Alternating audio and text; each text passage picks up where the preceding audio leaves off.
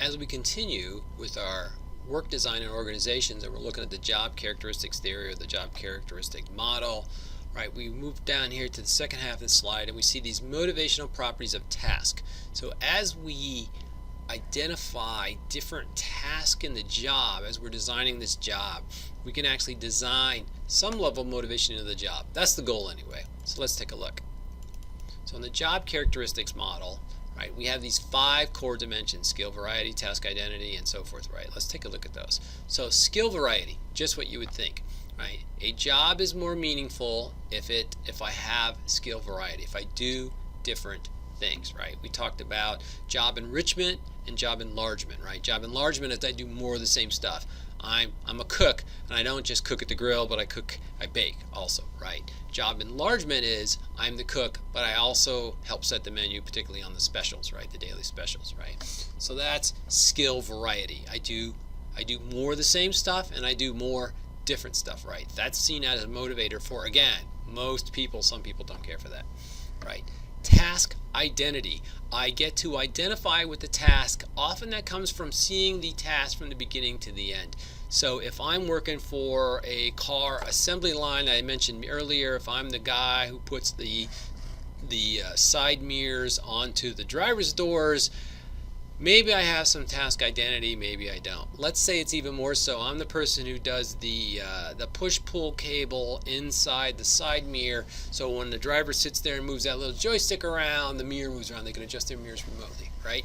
Well, even more so, let's say I'm the person who who assembles that push-pull cable, right? I don't even know it goes in a car, maybe, right? Or I think maybe it goes in a car somewhere, but I don't really know. It goes on the side mirror so the driver can adjust the mirror so they can see the truck traffic on the interstate so they know when it's safe to pass. Kind of an important thing when you look at it that way. The other way to look at it is this little widget. I put this little thing inside its head, a little thing, and I turn this nut on it. I get paid on Friday. I have no idea, right? So the first one, you have task identity. You might associate some, I get to see it from beginning to the end. The other one, it's just, I'm just a paycheck, all right? I'm just here for the paycheck, right?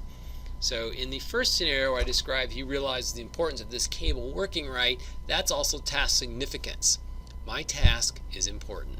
I may not have a nice title, I sure don't have a nice office, and I sure don't have a nice pay scale, but it's important anyway. I assemble the brakes on the car. I'm a kindergarten teacher, right? I'm a nurse. Again, the nurses know the doctors make a lot more money than them, but they know they're on the ward 24/7. They're the ones who spot the patients when they go sour on them and got to call for help, right? They have high task significance because they realize the importance of their task. Even if there's things going on they don't like, even if the hospital administrators aren't taking very good care of them, even if the doctors are talking down to them, right? Again, I've heard nurses say all this, right? But they realize they have an important job to do, a very important job to do, and they're darn well going to do it, right? If you talk to nurses, they have a lot of, you hear comments like that all the time, right? And there's many, many jobs that have task significance.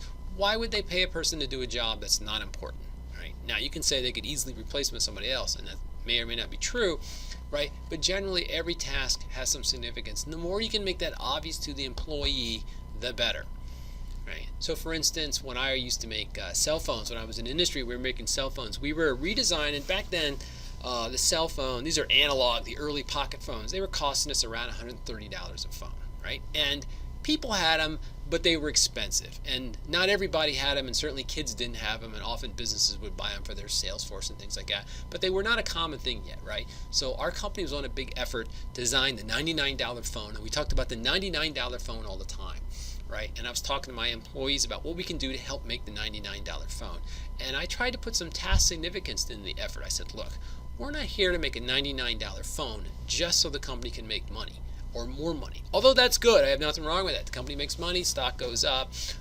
We all had stock in the company, it goes up. We all get raises, there's more money to do whatever, right? Fine, right? But think about what happens if the price of cell phone goes down $30. They'll be a lot cheaper, and a lot more people will be able to afford it. So when I was telling my employees, so when your mother comes out of the mall, imagine if she had a phone with her and her car didn't start.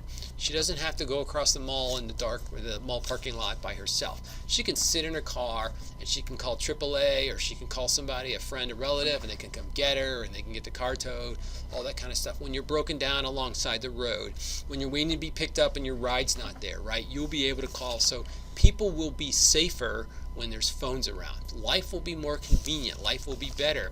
If you can imagine a world where everybody has a phone on them, or almost everybody has a phone on them, right? This was the early 90s. This was not a sure thing by any stretch of the imagination, right? So I was trying to put some task significance into it so people would see that it's not just a greedy thing to do for the company to make more money, but it's an important thing that it'll change society, right? And in fact, I think it did. Not because we did it, but because lots of people did it. All right, moving down the list, we have autonomy, right? So people like to experience some autonomy in their work sometimes. I get to choose the order of task I do. I get to choose this. So I'm a college professor. I choose when I grade, right? If I stay at work and grade till 5 o'clock, like I worked in a bank and then worked till 5 o'clock every day and left at 5:01, that's my choice. If I'm finished with classes, I want to go home and I want to grade 9 o'clock at night in front of the fireplace, that's my choice, right? I have autonomy in this job in that I don't have to be here all day, every day, like people that work in other offices. I can choose when I work, right? And quite frankly, I do. Sometimes I get up in the morning and I feel like doing something. At 6 a.m., I'm sending people emails and checking your work you're sending to me and all that. And other times not, right? I do it, and that's nice, right? So that's autonomy, and it adds to my motivation to do this job, right? So experience responsibility for outcomes of work, right? So you're not doing it because somebody tells you, you're doing it because you chose to do it, right? I've heard the coaches on campus will do that to their teams. We're going to develop our own training plan, our own physical conditioning plan for the team. You, the team, are going to do it. The coaches are going to assist you. The captains on the team are going to help lead you in this effort, but it's your training plan.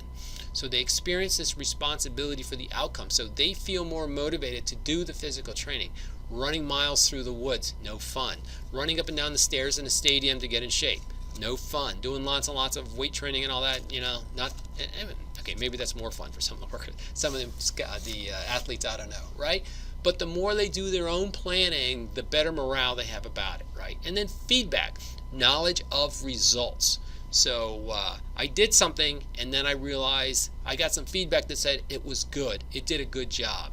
Right? People told me it was well, or I got a raise, or I got a positive stroke. I got a good performance appraisal here at the college when there's a good meal at the cafeteria. I'll walk back to where I can see the kitchen help at the window, right, where they pass the food out, and I'll say, hey, I really like the whatever pork chops today, right? They were really good, and the veggies that went with them were fantastic, right? So give them positive feedback, right? That adds to people's morale. It adds to people's performance, right? And most of the feedback you can give people is free, right? That you don't have to give them a pot of money, right? You can just give them a thank you or an acknowledgement or an email saying great job. Right, so how does all this stuff go, right? An example of not getting feedback is the person who makes the little push-pull cable for the side mirror on the car. It gets thrown in a box and it gets shipped by the thousands. They never know if they work. They never know what they do. There's just no feedback, right? All they know is they don't get yelled at if they do it right? That's not much in the way of positive feedback, right? And we look over the column that says personal and work outcomes, right? Skill variety, skill identity, or task identity, task significance. They lead to high internal work motivation, right? The person is motivated to do a good job, to do a high level of work, and right below that, they're motivated to do high quality of work, right? Like when the nurses I talked about with task significance, right? They tend to really push themselves to do high quality work, right? And when they do those things, it gives the worker high satisfaction, right? And that high satisfaction leads to low absenteeism and lower turnover, right? They don't voluntarily leave their jobs as much, right? So in the first one, high internal work motivation, right? That's good for the company, right? But it's also good for the worker, right? Because they want to feel good about their work, and when they feel good about their work, they do more work, right? High quality work performance, clearly good for the company, to the organization, right? All of this high work motivation and high quality performance motivation leads to high satisfaction for doing the work, right? So does high autonomy and task significance, right? I really feel good about my job, right? Right? So I enjoy my job. You know, the old saying is true, right? If you love your work, if you love your job, you never have to work a day in your life, right? That's true. Right? And then all this leads to, because I do feel satisfied about my work, leads to low absenteeism and low turnover. Clearly a win for the employee and the company, right? So you're doing your organization a favor, and you're doing your employees a favor, and quite frankly yourself as a favor as a manager if you use these job characteristics model, right? Now you may say to yourself, I'm far from being a manager at work, but sometimes we can redesign our jobs. Sometimes we can negotiate what part of our job we do. Sometimes we can take on and say a certain amount of autonomy in our job just by asking for it. You can ask for it as maybe a test. Look, let me do this and watch how I do, and if you don't think I'm doing well after 2 months, we'll just undo it, right? Something like that. Right? So sometimes, right, you can have your own internal locus of control, right? You can establish some control over the environment, right, and do things more to your liking.